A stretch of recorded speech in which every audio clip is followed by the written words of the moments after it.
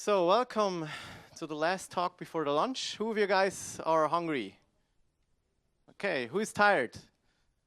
Who's both? So we continue then. So you can go soon to lunch. We'll have now Keith Bingman, and he will talk about Twitter Flight in more detail. Enjoy his talk. So, hi, I'm Keith. I work at a company called wandering.com, which is in too dark of a color there, doing front-end development. We have a whole application written, a single-page app basically, written in Backbone, and we're moving over to Flight. I come from Vancouver, which is a lovely city, and not nearly as big as that picture makes it look, but we do have more skyscrapers than any other city in North America. And if you want to take a look at the demo app I've built, you can check it out on GitHub. It's just a really simple little Instagram thing. We'll take a look at it later. So Twitter Flight, it's not very well known. It doesn't have a really cool two-way binding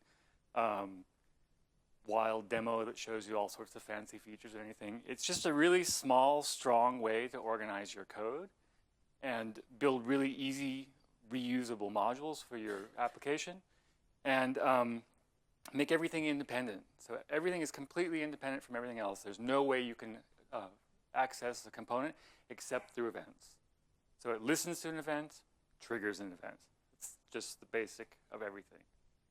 It's used by TweetDeck, and then of course Twitter. Twitter extracted it from their application. Does everyone remember the hashbang days of Twitter? When your name was a hashbang?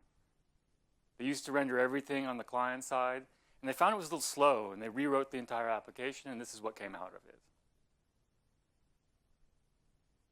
So the first question probably you're asking is, why not Backbone, Ember, Angular, ampersand, Batman, Knockout? I'm sure I've missed 40 or 50 of them. And the answer is, we have a bit of a hammer problem in JavaScript right now. Everyone who's like, well, Angular is the best, so everything becomes a problem for Angular. Backbone was the best. No one likes Backbone now, everyone. Ember is the same way. The people that like Ember think it's the solution for everything. And probably this is not the right way to look at it. I think there's room for more than one framework. There probably isn't one framework to rule them all. And Flight fits in a place that Backbone, Ember, and Angular don't really come in well. It's not designed just for single-page apps. It's designed for stuff that you've already got built. If you've got a lot of logic on your server, a lot of stuff that's actually already working, but you just need to bring in a bit more organization, bring a bit more modern experience to it, get rid of some spaghetti jQuery, then it's a really good fit. So the other thing is, a lot of these things are really monolithic. They really tightly couple between the views, the routes, and the models. This is specifically Backbone because I have primary experience in Backbone. I haven't used Ember too much. Backbone itself becomes really, really difficult to test sometimes. Building it, like mocking out a view, is less than trivial. And there's really complicated relationships. And finally, Ember, Backbone, and all, they have a lot of really serious SEO issues because they're rendering everything on the client side. Google does parse it now, but Google isn't the only search machine. And if you really want to have it strongly bindable, you want to have a good HTML basis. And Backbone, for instance, will take over the DOM, and if you remove the component, then it destroys the DOM element that it's attached to. Twitter Flight doesn't do any of that stuff. It just leaves your DOM alone and builds on top of it. So yeah, it's like I said, it's really good for existing web apps or just single web pages. Like I'm actually going to build a Tumblr theme with Twitter Flight. It's only 5K, it works perfectly. And I don't have any lock-in. If I don't want to use handlebars, if I'm using Ember, if I want to use Mustache instead, or Hogan, or Dust, then I can use whatever I want. If I was going to build a single-page app, I might look at something else, but that is more full-featured and very JavaScript-heavy. I'd probably think about Ember. But for me, I've inherited 2 or 3 gigantic Backbone apps. We have about 5 different applications that need to communicate, and we're starting to blend everything together. So it's really a good fit. And finally, I'm personally not convinced that the MVC or MV star or whatever is a really good paradigm for browser-driven applications. It works really well on the server, but you're in a much different situation on a single-page app. You have a stateful application. You don't really need to have model information, and you end up duplicating a lot of stuff that you've already built on your server. You can't rely on it on the browser. If you want to do validation, you do have to do it on the browser, but you can't be sure that that's going to be good enough. You've got to repeat it again on the server, and you end up with a duplication of concerns.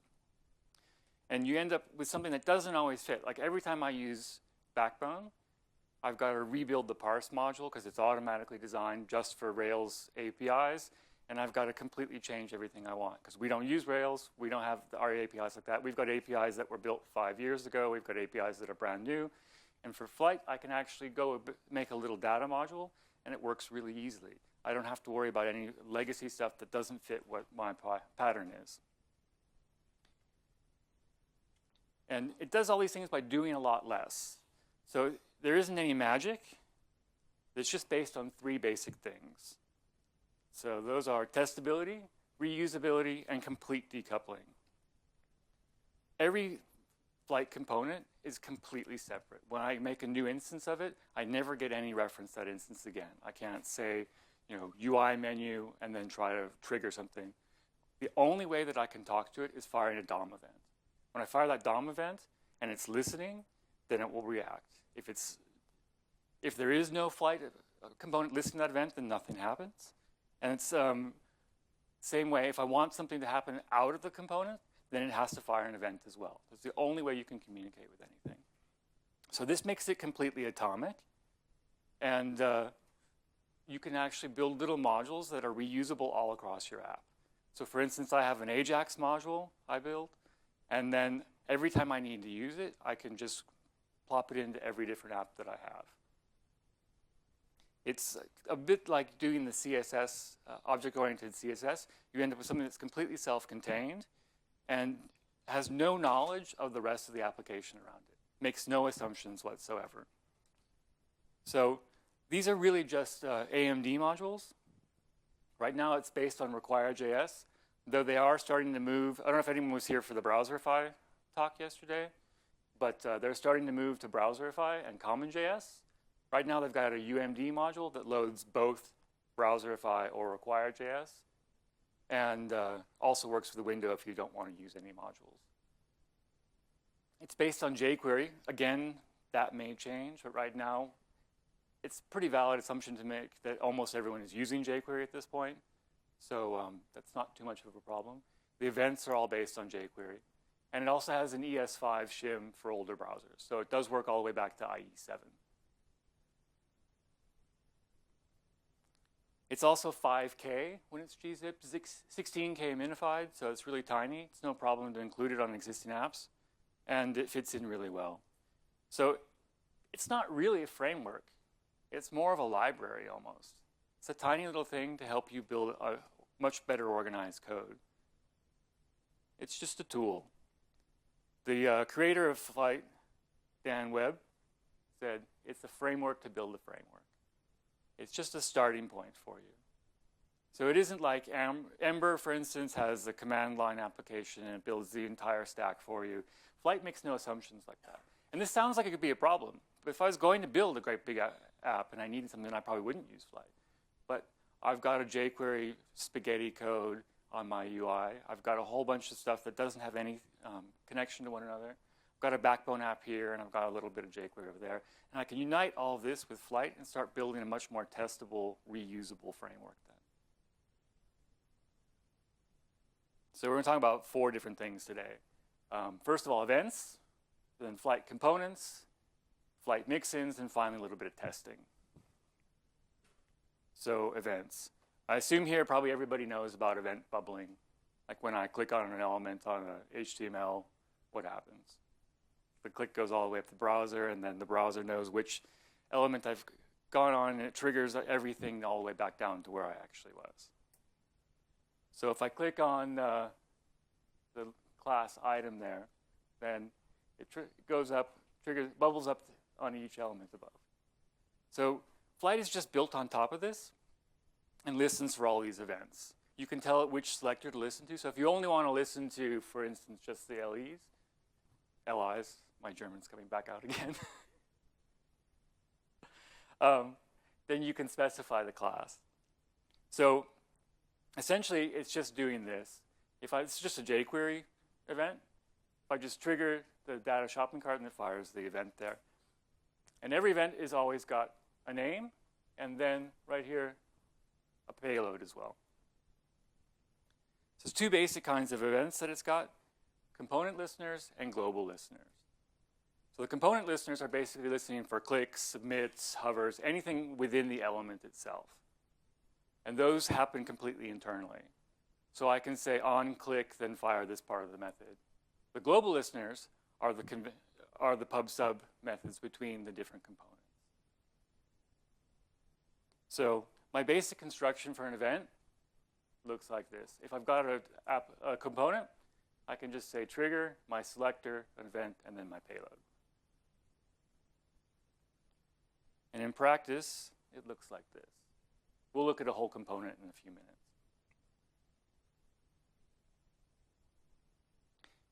In Converse, I can listen to an event, either internally, this one's a submit, and then I fire another method as well, or I can listen to an event from outside. The construction is exactly the same. So everything that I build is based on this construction of listening and firing to events. So we'll see how a component is built. So this is my UI component, and it's attached to a DOM node. Now, it could be attached to the document itself, it could be attached to any selector, and it just listens for these events. These would be events coming in from other components, and those are events going out to other components. And this is the two-way connection between the actual element itself. So I attach it to a DOM element, which looks like this. And this is how I instantiate a component. This is the last time I have any connection to this component when I spin it up. This is a require.js syntax here. So I just require my component, and then I just attach it to a selector. This can be a jQuery selector, or it can be a ID, doesn't matter. Once I've done that, then I have reference to the node, and I also have a jQueryfied reference to the node. So I actually have control over my element now. I could render something inside of it. I can just change the elements. I can change class names. I can build anything I want then now. I also have a function called attributes. And this works out really well. So if I've got an input or a button, I can just give the jQuery selector for it here, CSS selector, and I give it a name. Now, I never reference it by the selector again. Now I reference it by this name. This is really important because later on, if I want to move this component someplace else, when I instantiate it, I can override that. I can give it any new selector that I want. So it becomes completely flexible now. It's not just stuck with this selector here. The input could be anything else. So if I have it in a different part of the page or a different part of the application, then I can customize it for how it's going to work. The other thing I can do on the attributes thing is I can save state. So if I want to save an array of tags or whatever, I can just save them here. And I can access this when I build my component. So if we put everything together, this is the way our component looks. We've got the attributes at the top. Those are our selectors. We've got our functions in the middle. And then down at the bottom, we have a lifecycle callback. So this is the most important one you'll ever use. After the component is initialized, then you start all the listeners. This is the basic construction for every component then. So if I want to get access to my attributes or to my state, I have something called adder, and now I can just access those tags that I created before. So then in this case, I'm saving an actual state. Later, I'll show you a little star thing I built. Actually generates all the stars, saves them all in the state, and then when you want to look at one, it just finds them for you. It's a little bit like a model, but more flexible. There's not any real rules to it. I also have select, and this is just shorthand for jQueryify node, find, and then I can get my attribute. But it doesn't take my selector. It's always taking the name that I'm giving to it. So I'm keeping myself completely independent of my DOM. This way, I can modify anything I need to as I instantiate the component, and I keep it modular and easy to use wherever it needs to be. It's not completely tied to the way that the HTML is written. So if I want to override it, I can set this to null as well, sorry. And when I instantiate the component, then it's required. So this could be something that I'm not sure what's going to be, but I know that I need it. You can set it to null, and that will send an error if you've forgotten to add that on the instantiation.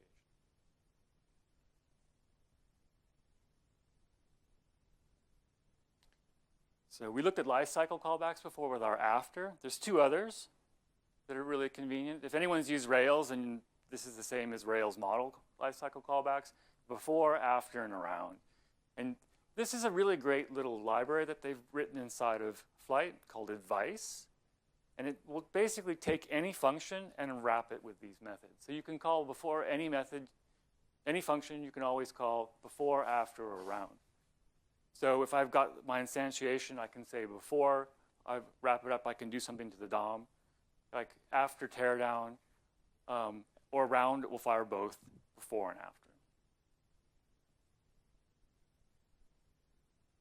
And these just look like that. This is the one, again, we had here. After initialize, around, and before.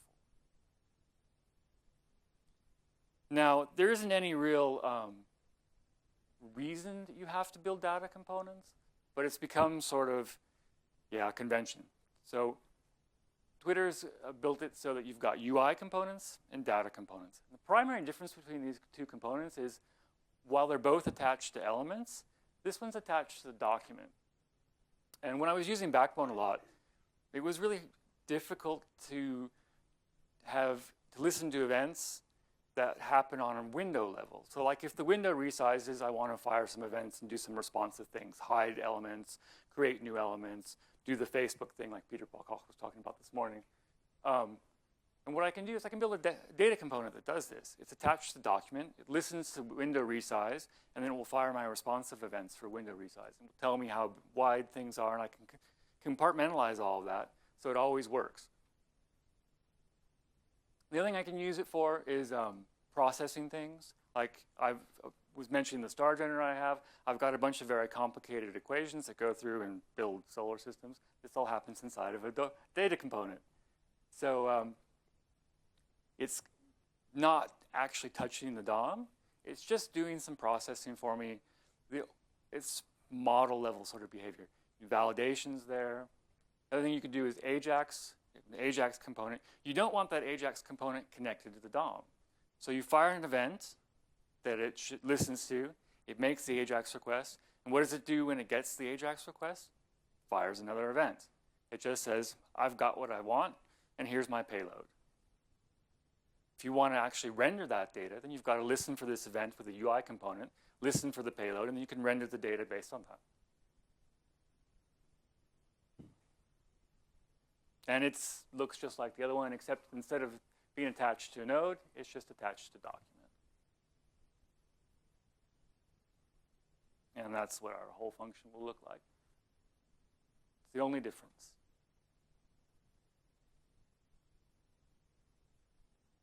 So we'll look at a little application in a minute. So by doing this really decoupled section, scaling becomes really easy. Because I've got all these tiny little components, and they don't know anything about their neighbors. They don't know if there's 50 other components or if there's only 2 components. All they know is that when I hear an event, I have to then render my HTML or do whatever it is that my purpose in life is. So you can just build up a whole bunch of little components, and it just gets more complicated. And by getting more complicated, we're getting more components, sorry, too many. Yeah, by adding more complexity, you can just add more components. So this is really great and really cool, but there is one really hard problem, and it's probably the hardest problem in CS? What's the hardest problem in CS? There we go. Yeah, so with so many different events, you've got to be really careful how you name them. Because I know that a lot of people, I was talking to Julie yesterday about Backbone, and she said she had no idea which events were firing where. She ended up having to search for it. So they've come up with a pretty good proposal for convention of naming. And this comes from TweetDeck. And TweetDeck is basically the largest installation of Twitter Flight outside of Twitter. So, for instance, if I need to make a data request, you can prefix everything with UI or data, and then you say needs stored data. If I want to do an action, then I try to get it descriptive. Say UI follow something. If I want to make a closed modal, for instance, you want to get verb, what you're actually trying to do. So you realize where each thing is connected to. You could add a moment in time, or finally your data, like calculate systems, back to my star model here.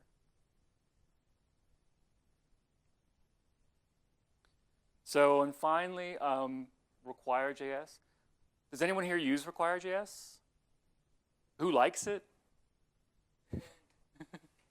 So yeah, my boss looked at Twitter Flight and it's like, this is awesome, I love it, except I won't use it because it uses require.js. So the good news is there's a PR right now that's going to actually get rid of require.js. But in the meantime, you can use Flight UMD directly from Twitter as well.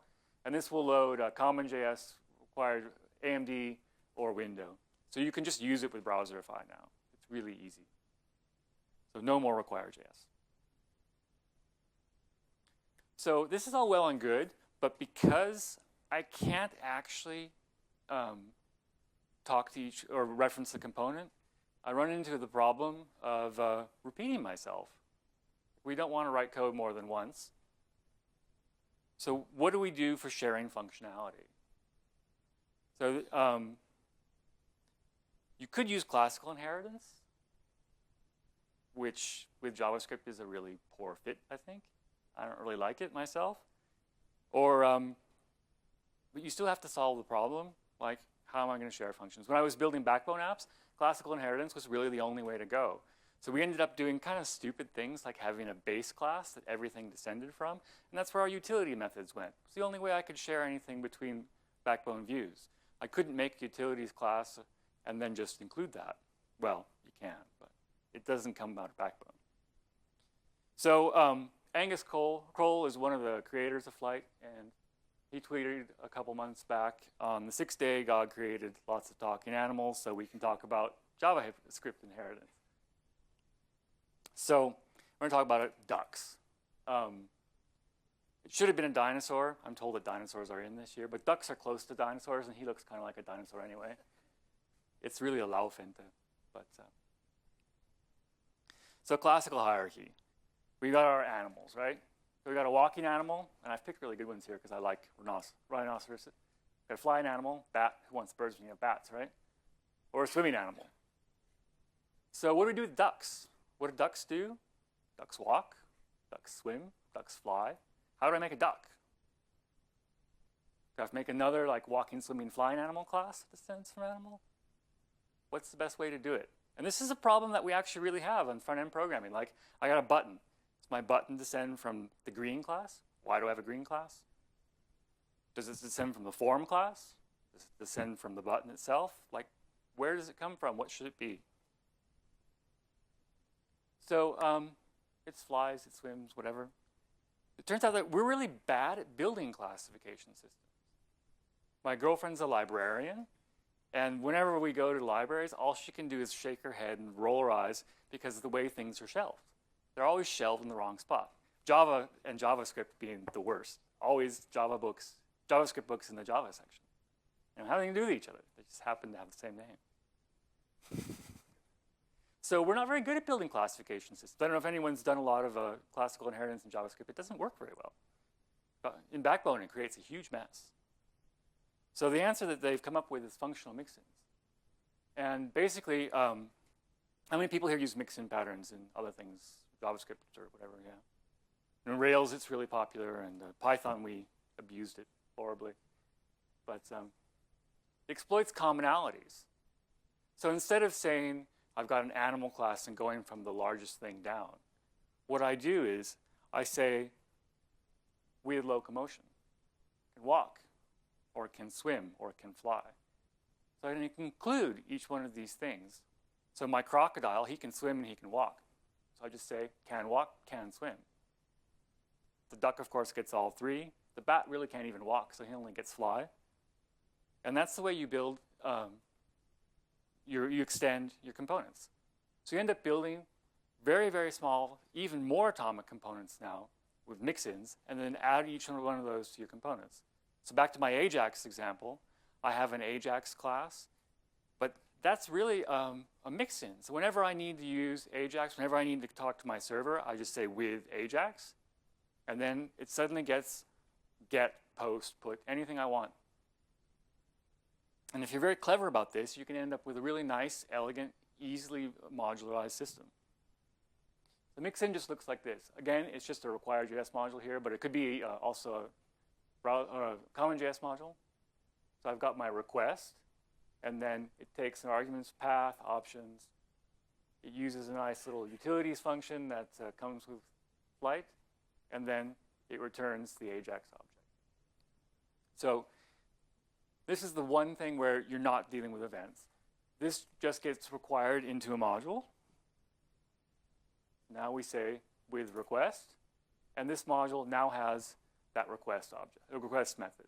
So now suddenly it can do Ajax. And you can build up all of these. The Twitter flight application, I saw that, and it's got about 50 mixins on various things. You do have to be a little careful to not get out of control. But it's a really nice system to build easily maintainable components. So it ends up just looking like this. I've got my component, and then each of the mixins is just added so that all the common behavior is taken out of the component, put in the mixin, and I can use it wherever I need it. And then the whole application starts to look like this, and then eventually it gets really complicated.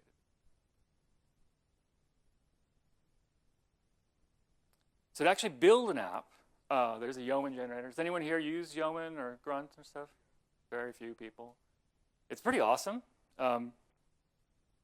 Once you install it globally as an NPM module, you can just spin up an app like Rails used to do years ago, and it'll build everything you need to get the required JS. It's a bit of boilerplate that you need to get going, and it also installs Gulp. Anyone using Gulp here? We just switched from Grunt to Gulp. It's great. I like Grunt too, but Gulp is really sleek. And that's where you can go. So we can spin up a little app. Let's see if that's going to work. Or I'll show you ours. This is the company I work for. As you can see, I like green jeans. So how would you separate this stuff here? So we could do, for instance, this would be one little component. This would be another component here. I can actually just listen for these events, and then once I've actually got a tag, I have a third component in the background that will do the request. Once it gets the result, fires my nice selection of green jeans that I've got, and then renders it. They're all completely independent of each other.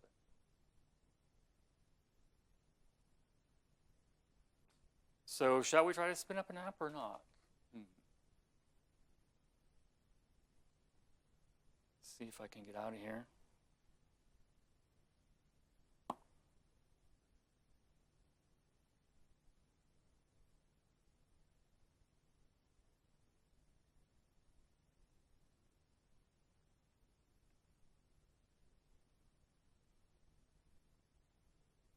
So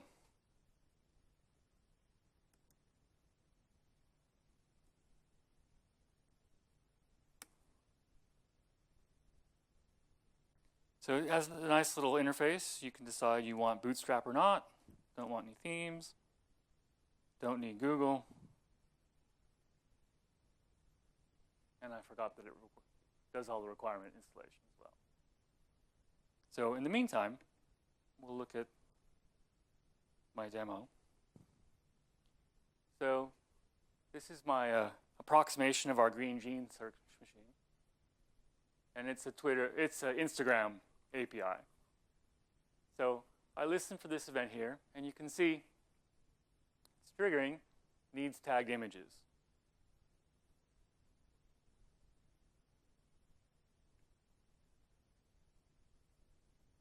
And there's the actual element and the object that it's triggering, tag FEC14.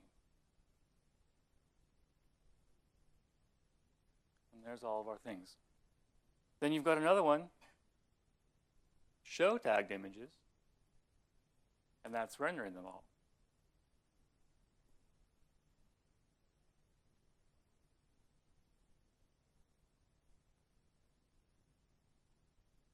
So I showed more of this last time I gave the talk, but probably not going to have enough time to do too much. So what we're doing here, the request tagged images, you can see it's listing on the tag input and search button. And it's just got a nice little element here that fires the method. So we're finding an event, needs tagged images, and it just fires a payload of the tag. It ends up making a really small system. It doesn't look too much different than a jQuery object, except it's got a much better organization to it. For the show one, this is listening on the events that are coming back from the server. And again, it's just rendering it. And finally, we've got a component in the background, right? Data. And this is doing our AJAX request.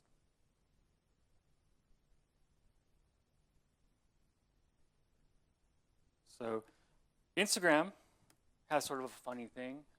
We could add a little error handling here, for instance. If you use the word photography, or if you search for something dirty, it lets you know that tag can't be viewed. Because Instagram doesn't allow certain tags. So you need to give the user some nice error handling, and build that right in here. You can see it just fires a different event if it's got an error, or if it's actually got a successful request.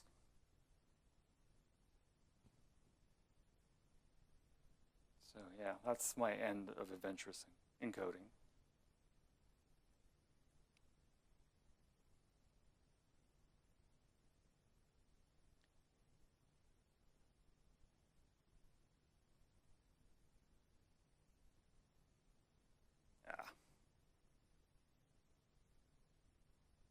All right.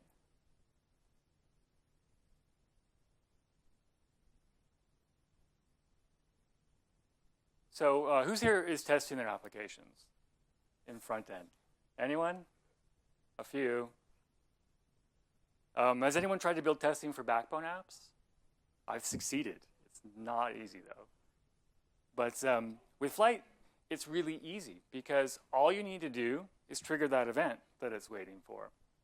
So there's two different frameworks for it, Flight Mocha and Flight Jasmine, and they both build a listener for the events.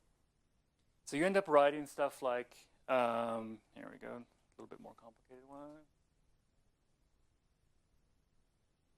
Expect this node to be equal to. So you're just firing an event that sets everything up. It sets the component up. You fire an event on that component, and then you make sure that it actually is doing what it's supposed to do. So we've triggered it, show tagged images. It's actually giving the code 200 back, and you're sending the mock data. And then you make sure that it actually renders. So you don't have to mock very much out. All you have to do is fire that event at the component and see if it actually renders. So I just fire the API response from my Instagram and make sure that it's actually got an image when it gets rendered. You can make a little bit more complicated test if you need to make sure that it's rendering things exactly. But it makes it really simple. You've got what are called event spies as well. Does anyone use Xenon.js? It's a really great mocking library that also has a bunch of spies. And spies just attach to a function and let you know if that function's been called. And they do the same thing with an event. So if I've got my little tag thing, I can click on the tag thing, enter something in the input, and make sure that it's actually firing that event. So I just say expect event spy and it's spying on needs tagged images to be triggered. And I could also say expect event spy to be triggered with the actual payload. So this way I can test my input field. I click it with jQuery and make sure that it fires the event properly. It makes it very simple. Then you've got a really nice, easily scalable way to build tests as well as your application. It's a little bit more complicated one, the whole thing. And you can use fixtures really easily as well. So if I want to do HTML, I could just build a nice little HTML fixture like that. This is a little verbose, and I don't really like doing it like that. So I just use my templating language. And I use Hogan templates or Mustache templates a lot, sometimes use Dust. Doesn't really matter. I can just require my templates, render out the fixture, and when I make my, my component, I just add the HTML that's rendered out to it, and then it all works. Has anyone here tried Karma? Yeah, so Karma comes with it as well. And I just discovered this nice little Karma plugin that gives me my Mocha results, and that's what my tests look like.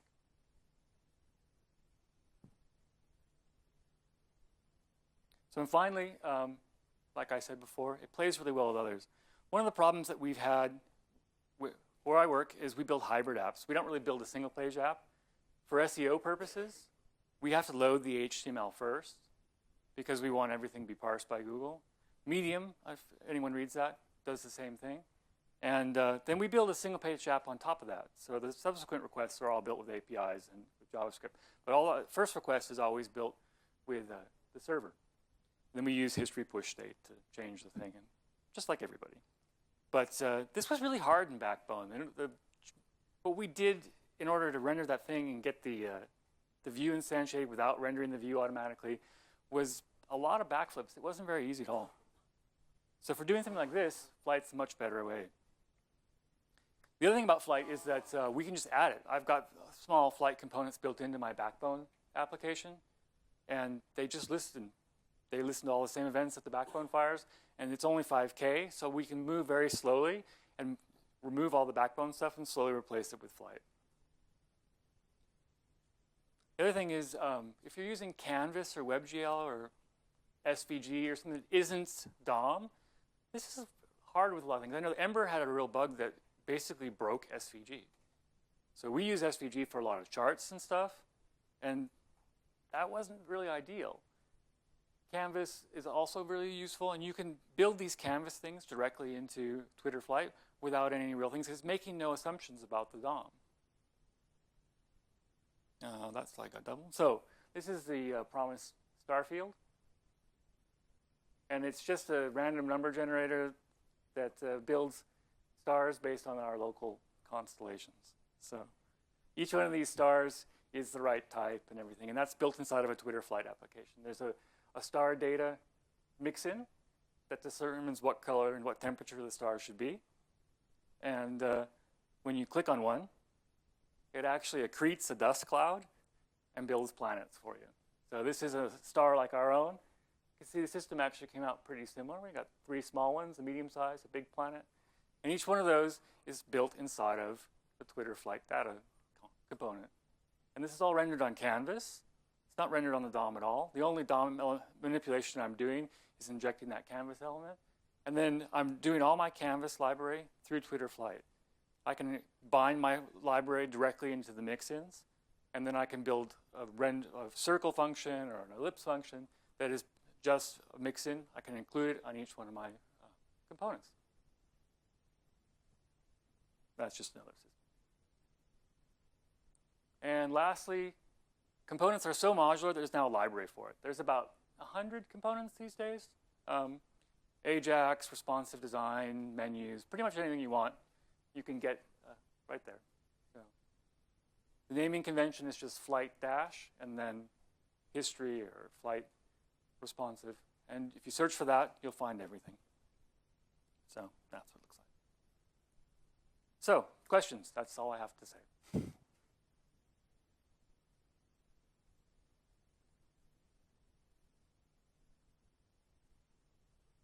No questions? Okay.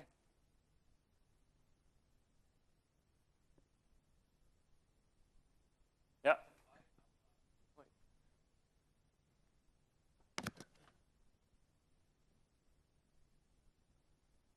So you mentioned Backbone quite a few times, and that you are migrating or have migrated away from Backbone. What is your recommendation on how to do that? You mentioned you can replace some parts, and then you keep on doing like how did you actually go about and replace Backbone with Twitter Flight? Well, you can start building small components, and then if you need to trigger the event to trigger that component, you can do that from Backbone.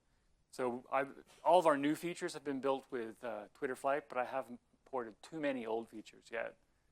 But basically, you're just using the events from Backbone to trigger the Twitter Flight events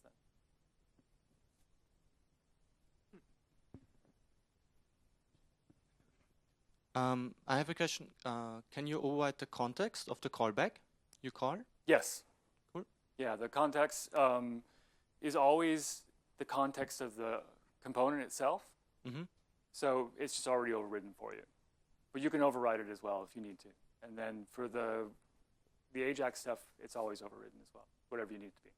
Very nice. And my other question is, I guess you're using the DOM custom events API to trigger the events? No, it's actually using jQuery to trigger the events right now. But jQuery is Yeah, and that's why you're bound to the DOM, yeah. even for events for which are not necessarily. Yeah, that's why you bind to the document then. Okay. So and did you also try to use set timeout with 0 milliseconds or something to make it asynchronous and have a look what one's better or something? no, I haven't tried that yet. There's a bunch of throttling and things you can do inside of Flight itself, but I haven't made too many experiments with that. And is there a plan to detach it from jQuery? Because Yes. Good, that's cool. Yeah, that's there's a issue opened up from one of the lead members of the team that's planning on removing jQuery, and they're starting by getting rid of the node, the $ node, Mm-hmm. and then they're trying to move everything away from jQuery. They're also trying to bind the events on a framework level rather than a component level. So there's only one point where the events are bound, and then you bind your events within the framework itself. And one thing, do you support namespacing, or is it a plan to add Yeah, it? this is it's been a bit of a debate. At the moment, there's no namespacing, but some people would like to see like the colon jQuery style namespacing. Yeah, okay, cool.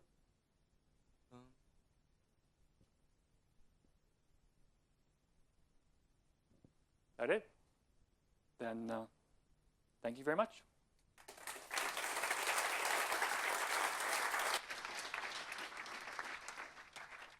Thank you, Keith.